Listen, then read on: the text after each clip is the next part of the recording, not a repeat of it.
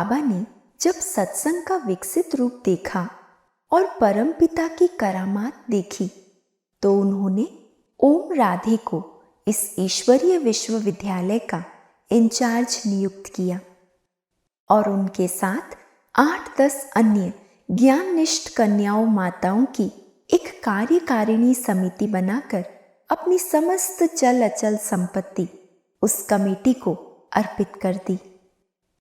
अतः अब माताएं बहनें ही सारे कार्य को संभालने लगी।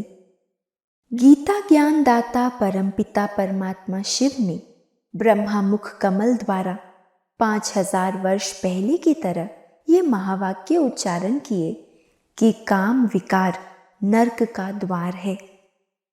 उन्होंने समझाया कि ब्रह्मचर्य के बिना ज्ञान की पूरी धारणा नहीं हो सकती। यह विष है जो आत्मा को पतन की ओर धकेलता है। ओम मंडली में आने वालों ने ज्ञान का रस चख लिया था, अतः उन्होंने अपने मन में ये ठान लिया कि अब वे कमल पुष्प समान पवित्र जीवन ही व्यतीत करेंगे। त्रिकालदर्शी परमात्मा शिव ने ब्रह्मा तन द्वारा सभी को ये निर्देश दिया कि वे अपने पिता, पति, अभिभावक अथवा संरक्षक से एक स्वीकृति पत्र लेकर आए जिसमें ये लिखा हो कि वे अपनी पुत्री, बहू अथवा पुत्र को ओम राधे के पास जाकर ज्ञानामृत पीने पिलाने और अपने जीवन को पवित्र बनाने की खुशी खुशी छुट्टी देते हैं।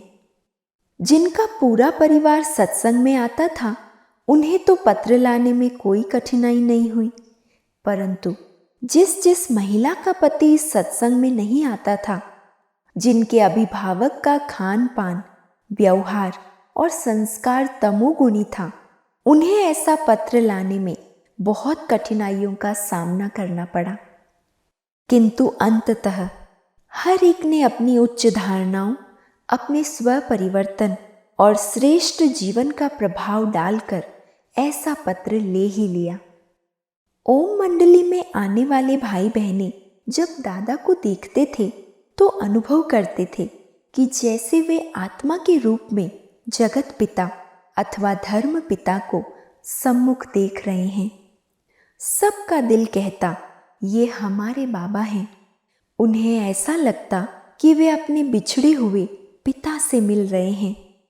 उनकी आंखों से प्रेम के आंसू बहने लगते और जिगर से बाबा बाबा यही प्रेम के भीगे शब्द निकल पड़ते। ओम मंडली में आने वाले परिवारों ने ये इच्छा प्रकट की कि छोटे बच्चों के लिए भी लौकिक विद्या के साथ साथ आध्यात्मिक विद्या पढ़ाने का प्रबंध करना चाहिए। स्वयं बाबा भी यही चाहते थे कि यदि बच्चों को बचपन से ही ज्ञान लोरी दी जाए तो उनका बहुत कल्याण हो सकता है। इस प्रकार छोटे बच्चों में शुरू से ही सात्विकता के संस्कार लाने के लिए एक बोर्डिंग खोल दिया गया। तुरंत ही सभी बच्चों की एक जैसी यूनिफॉर्म, एक जैसे बिस्तर आदि बनवाए गए। उस बोर्डिंग में उनके सारे दिन की दिनचर्या और शिक्षा ज्ञान युक्त रीति से चलती थी।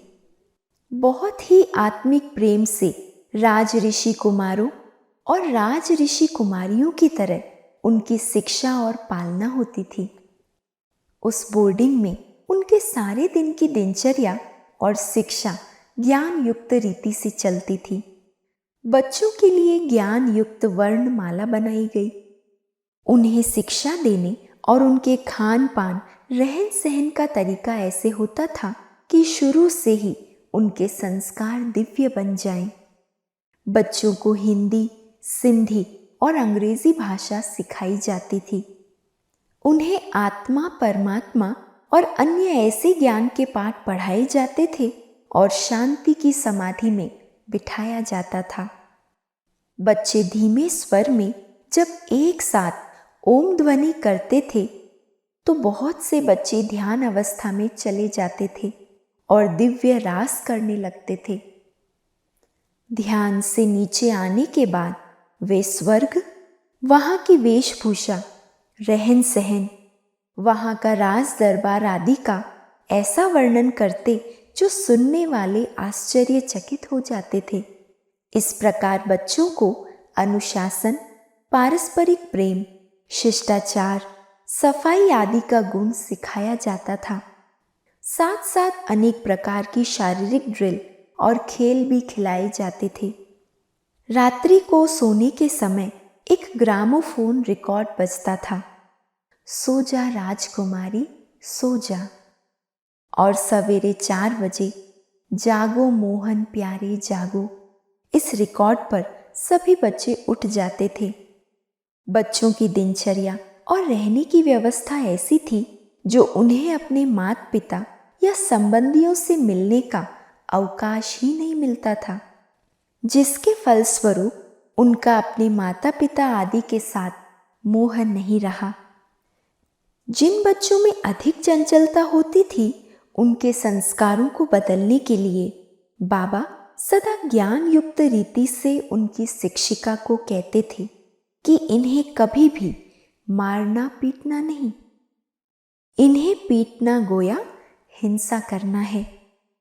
बच्चे जो भूलें करते हैं, आप उससे होने वाली हानि का उन्हें ज्ञान दो। आप उनके मन को प्यार और ज्ञान द्वारा जीत लो, तो फिर वे स्वतः ही आपके इशारे पर चलेंगे। इस तरह बाबा बहुत प्यार से समझाने देकर सब बच्चों का दिल जीत लेते थे। ओम शांति।